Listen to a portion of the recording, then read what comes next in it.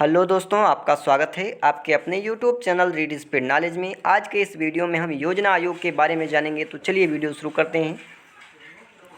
योजना आयोग, इसकी स्थापना का सुझाव दिसंबर 1946 में दिया गया। यानी कोई भी योजना बनाने से पहले उसका सुझाव यानी कि लोगों से उसकी राय ली जाती है, उसके बारे में जाना जाता है, लोगों के विचार जाना जाता है कि आपका क्या विचार है, इसमें आपका क्या विचार है। उसी प्रकार से योजना आयोग को भी बनाने से पहले उसके बारे में सुझाव दिया गया एक दूसरे को। इसी सुझाव के आधार पर 15 मार्च 1950 को इसकी स्थापना की गई थी। योजना आयोग के प्रथम अध्यक्ष तत्कालीन प्रधानमंत्री पंडित जवाहरलाल नेहरू थे। यानी जिस वक्त योजना आयोग की स्थापना की गई थी उस वक्त देश का प्रधानमंत्री कौन था? तो पंडित जवाहरलाल नेहरू थे। इसलिए योजना आयोग के प्रथम अध्यक्ष कौन थे? पंडित जवाहरलाल नेहरू थे। आगे देखिए, योजना आयोग की स्थापना का उद्देश्य क्या था।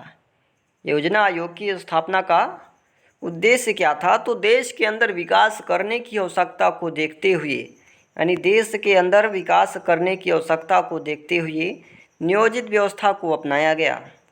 नियोजित व्यवस्था को अपनाया गया। अगला है, योजना आयोग का प्रमुख कार्य क्या था। यानी योजना आयोग का प्रमुख कार्य क्या था? तो पंचवर्षीय योजनाओं का निर्माण करना। यानी योजना आयोग का प्रमुख कार्य था पंचवर्षीय योजनाओं का निर्माण करना, योजना बनाना और उसका आकलन करना। क्या कार्य था? योजना बनाना और उसका आकलन करना। देश में सफल क्रियान्वयन के लिए आवश्यक मशीनों का निर्धारण करना। यानी देश में आवश्यक कार्यों के लिए आवश्यक कार्य किए जा सकें, इसके लिए क्या किया? आवश्यक मशीनों का निर्धारण की कौन कौन सी मशीनें लगाई जाएं, जिससे क्या हो कि देश में जो कार्य चल रहे हैं, फैक्ट्रियाँ चल रही हैं, सही से अपना कार्य कर सकें। देश में संसाधनों का आकलन करना, यानी हमारे देश में कितना संसाधन है उसका आकलन करना, उसकी सूची तैयार करनी। यानी योजना आयोग के उद्देश्य का यही कारण था। इतने पॉइंट यदि आप परीक्षा में लिख देते हैं तो आपको पूरा का पूरा नंबर मिलेगा।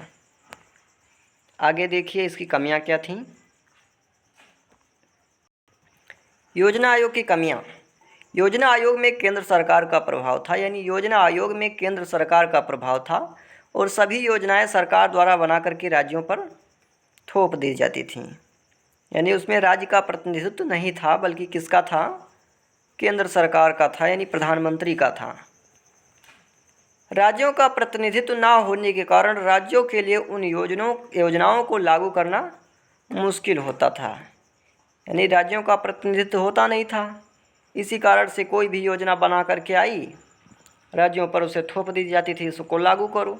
अब उनका उसमें प्रतिनिधित्व है ही नहीं, तो कैसे लागू करेंगे? लागू तो करेंगे मगर मुश्किल होगा लागू करने में। अगला है, विभिन्न पार्टियों के बीच होने वाली राजनीतिक वजह से भी योजनाओं को बनाने और लागू करने में समस्याएं आती थीं।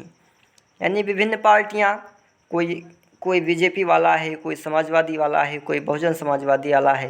यानी एक दूसरे में पार्टियों में क्या होता है? उतार चढ़ाव लगा रहता है, एंटी पार्टी में इधर उधर होता रहता है। यानी कोई किसी का समर्थन ही नहीं दे रहा है तो कोई समर्थन ही वापस ले रहा है। तो इस प्रकार से कोई भी योजना आएगी, उसमें आधा समर्थन जाएगा, आधा समर्थन नहीं जाएगा, तो क्या होगा? योजना ही नहीं बन पाएगी। तो उसी प्रकार से उस वक्त भी था कि विभिन्न पार्टियों के बीच होने वाली राजनीतिक वजह से भी योजनाओं को बनाने और लागू करने में समस्याएं आती थीं। यानी कुछ पार्टियां उसमें समर्थन करती थीं कि ठीक है लागू करो, कुछ करती नहीं भाई ये तो अच्छा ही नहीं है। अगला है, राज्यों में संसाधनों का आवंटन करने में समस्याएं आती थीं। यानी राज्यों में संसाधनों का आवंटन यानी संसाधनों का वितरण करने में भी समस्याएं आती थीं कि किस राज्य में कितना क्या देना है। अगला है नीति आयोग। अब नीति आयोग काहे को कर दिया गया भैया? नीति आयोग भारत सरकार द्वारा गठित एक नया संस्था है। यानी जो नीति आयोग है भारत सरकार द्वारा गठित एक नया संस्था है, जिससे योजना आयोग के स्थान पर बनाया गया है। यानी योजना आयोग को ही बदल करके नीति आयोग कर दिया गया। नीति आयोग का निर्माण योजना आयोग की कमियों को देखते हुए किया गया है। यानी नीति आयोग का निर्माण क्यों किया गया? तो योजना आयोग की कमियों को देखते हुए किया गया। यानी योजना आयोग में बहुत सारी कमियां थीं कि उसमें केंद्र सरकार का प्रभाव था, विभिन्न पार्टियों के कारण योजनाएं लागू नहीं हो पा रही थीं, संसाधनों के आवंटन में, वितरण में क्या था, समस्याएं थीं, इसीलिए नीति आयोग कर दिया गया नाम बदल करके। अब इसमें देखिए क्या हुआ। नीति आयोग की स्थापना 1 जनवरी 2015 को की गई। नीति आयोग की स्थापना कब की गई? 1 जनवरी 2015 को की गई। नीति आयोग का उद्देश्य क्या था? तो इसमें संसाधनों का बंटवारा आयोग द्वारा नहीं किया जाता था। यानी इसमें क्या है, संसाधनों का बंटवारा आयोग द्वारा नहीं किया जाता, बल्कि यह जिम्मेदारी देश के वित्त मंत्रालय को सौंपी गई। संचालन परिषद में सभी राज्यों के मुख्यमंत्री और केंद्र शासित प्रदेशों के राज्यपालों को स्थान दिया गया। संसद यानी संचालन परिषद में सभी राज्य, जितने भी राज्य हैं, सभी राज्यों के मुख्यमंत्री और केंद्र शासित प्रदेशों के उपराज्यपालों को स्थान दिया गया, जिससे राज्यों के प्रतिनिधित्व की समस्या समाप्त हो गई कि हम तो उसमें थे ही नहीं, योजना बनी थी तो हम उसमें नहीं थे। नहीं, अब सब लोग शामिल हो गए, सबको उसमें शामिल कर दिया गया कि योजना बनी थी, आप भी थे। यानी अब किसी की रिस्पॉन्सिबिलिटी नहीं है कि अब ये हम थे ही नहीं वहाँ पे, अब सबकी रिस्पॉन्सिबिलिटी बन रही है, यानी सब लोग वहाँ पे मौजूद थे।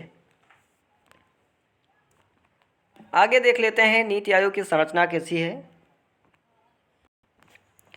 नीति आयोग की संरचना, अध्यक्ष कौन होता है? तो प्रधानमंत्री होता है।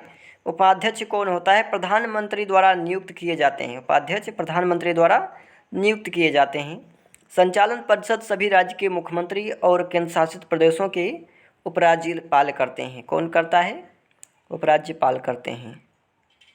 आज के लिए इतना ही, मिलते हैं अगले वीडियो में। तब तक के लिए जानकारी पसंद आए तो वीडियो को ज़्यादा से ज़्यादा शेयर करें, लाइक करें और कमेंट करें।